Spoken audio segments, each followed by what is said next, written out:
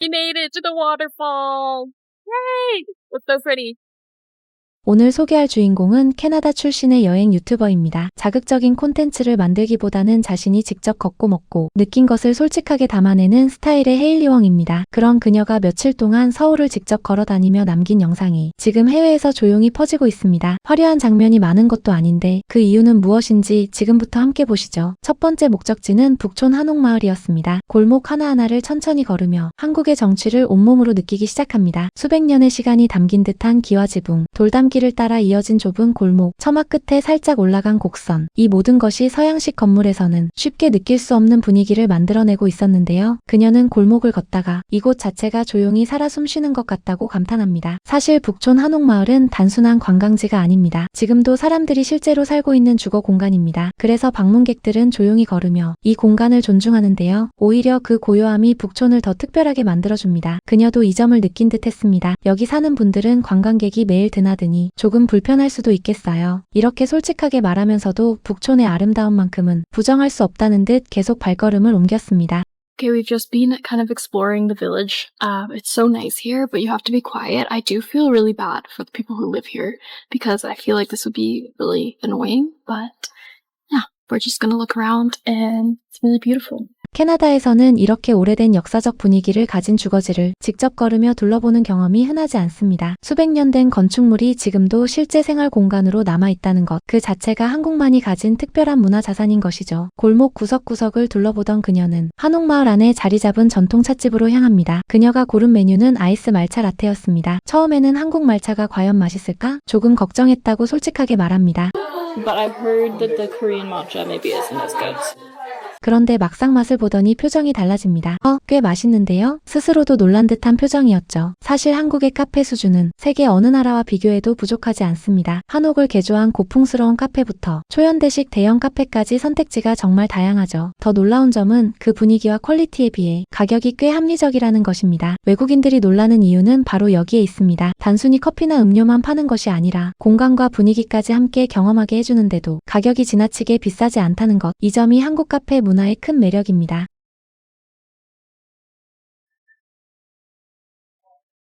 Actually, I don't even know. I'm not a connoisseur. No, it's good. It's pretty good.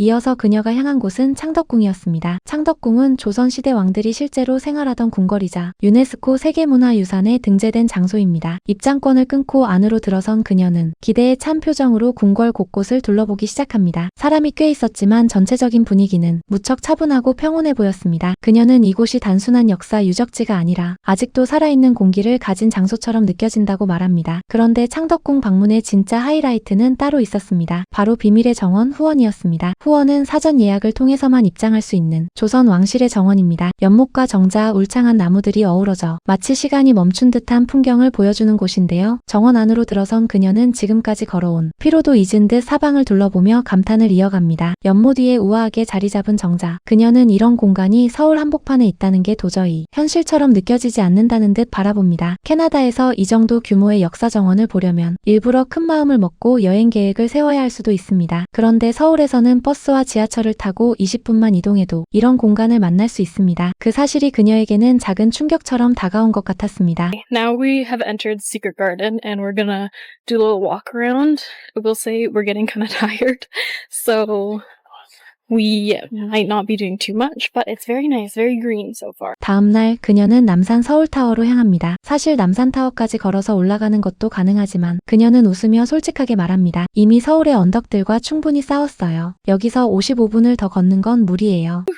Yeah, I couldn't do this for 55 minutes. No, I can't. My feet cannot handle it. 그래서 그녀는 케이블카를 선택합니다. 왕복 1인당 약 15,000원. 그녀는 이 정도면 생각보다 훨씬 합리적인 가격이라고 말합니다. 케이블카에서 내려다보는 서울 전경은 그 자체로 또 하나의 장관이었습니다. 안개가 살짝 끼어 있었지만 서울이라는 거대한 도시가 한눈에 펼쳐지는 장면은 충분히 인상적이었습니다. 그녀는 카메라를 이리저리 돌리며 서울의 풍경을 오래도록 담아냅니다. Okay, we made it up to the top of the tower. It's a little bit of a hazy day, but the sun's coming out, and we'll be trying to take photos, but it's a little little bit difficult. 해가 지기 시작하고 지하철을 타고 청계천으로 향합니다. 밤이 되면 청계천 수면 위로 미디어 아트 프로젝션이 펼쳐지는데 그 장면을 직접 보러 간 것입니다. 지하철 출구를 찾느라 잠시 헤매기는 했지만 그녀는 그것을 큰 불편으로 받아들이지 않았습니다. 왜냐하면 한국 지하철은 지도 앱 하나만 있으면 외국인도 충분히 이동할 수 있을 만큼 잘 정리되어 있기 때문입니다. 스크린도어 안내 방송 노선도 그리고 어디서나 잘 터지는 인터넷 이 중 하나라도 부족했다면 단순히 잠깐 헤매는 정도가 아니라 완전히 길을 잃었을지도 모릅니다. 실제로 캐나다 토론토의 지하철은 이동 구간이 제한적이고 역사도 오래된 곳이 많습니다. 또 인터넷이 끊기는 구간도 있어 외국인들이 불편함을 느끼는 경우가 있다고 하는데요. 그런 점과 비교하면 한국 지하철의 편리함이 얼마나 큰지 다시 한번 느끼게 됩니다. 게다가 한국 지하철은 냉방시설도 잘 갖춰져 있고 좌석도 비교적 넓은 편입니다. 또 휠체어나 유모차를 위한 공간도 마련되어 있습니다. 교통 시스템 하나에서도 사람을 먼저 생각하는 도시의 모습이 드러나는 것이죠. 밤이 깊어지자 청계천의 진짜 풍경이 모습을 드러냅니다. 도시의 불빛이 수면 위로 번지고 오색의 빛이 물길을 따라 흐르는 장면. 그녀는 그 모습을 조용히 카메라에 담으며 한동안 그 자리를 떠나지 못합니다. 강변에 놓인 의자에 앉아 책을 꺼내 읽는 모습은 마치 한 장의 그림 같았습니다. 여기 영어 책도 있고 한국어 책도 있어요. 청계천 스카이가든에는 방문객 누구나 자유롭게 읽을 수 있는 책들이 비치되어 있었습니다. 그녀에게는 이것도 뜻밖의 발견이었습니다. 캐나다에서 도심 한가운데 하천 옆에 앉아 무료로 책을 읽을 수 있는 공간을 쉽게 떠올릴 수 있을까요? 미국이나 유럽의 도심 하천 주변은 대부분 차도로 막혀 있거나 접근이 제한적인 경우도 많습니다. 그런데 서울은 청계천이라는 도심 한복판의 하천을 시민과 방문객 모두에게 열어두었습니다. 조명, 미디어 아트, 음악, 책까지 이 모든 것이 무료로 제공된다는 사실은 그녀에게 꽤 인상적으로 다가왔을 겁니다. 이것이 서울의 공공문화 수준입니다. 도시를 사는 사람과 여행 온 사람 모두가 함께 누릴 수 있도록 공간을 열어두는 것. 그 점이 서울을 더 특별하게 만듭니다. 다음날 아침은 그레인 서울에서 시작됩니다. 이곳은 자신이 원하는 메뉴를 직접 골라 한 접시로 구성할 수 있는 브런치 레스토랑인데요. 얼그레이 호박빵에 모짜렐라 치즈, 토마토 소시지 스크램블드 에그까지 자신의 취향대로 구성한 한 접시를 받아들자 그녀의 눈이 반짝입니다. 스크램블드 에그를 한 입 먹자마자 그녀는 말합니다. 정말 부드러워요. 소시지 한 입, 채소도 한 입. 브런치를 마친 뒤 도심 속 인공 폭포로 향합니다. 약 20분 정도 걸어 숲길을 지나자 눈앞에 폭포가 나타납니다. 서울 한복판에 이런 공간이 있다는 것 자체가 놀라운 일이었는데요. 폭포 앞에 도착한 그녀는 한 팔을 쭉 뻗으며 이 장면을 카메라에 담습니다. 진짜 너무 예뻐요. 그 말이 절로 나오는 순간이었습니다. We made it to the waterfall.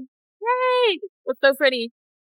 사실 이 폭포는 인공으로 조성된 시설입니다. 하지만 주변 자연과 워낙 잘 어우러져 있어서 인공이라는 사실이 쉽게 믿기지 않을 정도였습니다. 이처럼 서울은 도시와 자연, 그리고 사람이 함께 어울릴 수 있도록 세심하게 만들어진 공간들이 곳곳에 있습니다. 점심은 된장찌개와 계란찜, 비빔밥으로 밥 한 그릇에 반찬이 기본으로 여러 가지 나오는 한국식 밥상. 이날은 특별한 경험도 있었습니다. 처음 마셔보는 한국 전통주 막걸리. 그녀는 조심스럽게 한 모금을 마신 뒤 생각보다 순하고 은은하다며 고개를 끄덕입니다. 식당을 나서며 그녀는 이렇게 말합니다. 음식도 맛있었지만 정말 친절했다고요. Okay, we finished lunch. It was really good and actually quite filling, and the lady was really nice. And 한국 음식이 맛있다는 건 이미 전 세계가 알고 있습니다. 하지만 그 음식을 건네는 사람의 마음까지 따뜻하다는 것. 그것이 한국 식당을 단순한 식당 이상으로 기억하게 만드는 이유일지도 모릅니다. 그녀에게 서울은 단순한 관광지가 아니었습니다. 한옥마을의 골목도, 창덕궁 호원의 연못도, 청계천의 야경도, 된장찌개 한 그릇도 그 어떤 것도 특별히 연출된 장면은 아니었습니다. 그런데 그녀의 영상 속에서는 모든 것이 특별한 순간이 되어 있었습니다. 서울이 그런 도시이기 때문입니다. 그냥 걷기만 해도 어느 순간 발걸음을 멈추게 되고 그냥 먹기만 해도 오래 기억에 남는 맛이 생기는 도시. 우리가 매일 살아가는 대한민국 서울이 누군가에게는 이렇게 놀랍고 특별한 여행지가 된다는 것. 오늘따라 그 사실이 새삼스럽게 느껴집니다. 영상에 다 담아내지 못했던 이야기들은 헤일리의 채널에서 보실 수 있어요. 이번 한국 여행이 좋은 추억으로 남길 바라며 헤일리에게 따뜻한 관심과 응원 부탁드립니다. 오늘 함께한 영상이 마음에 드셨다면 구독과 좋아요, 알람 설정으로 계속 함께해주세요. 시청해주셔서 감사합니다. 다음 영상에서 만나요.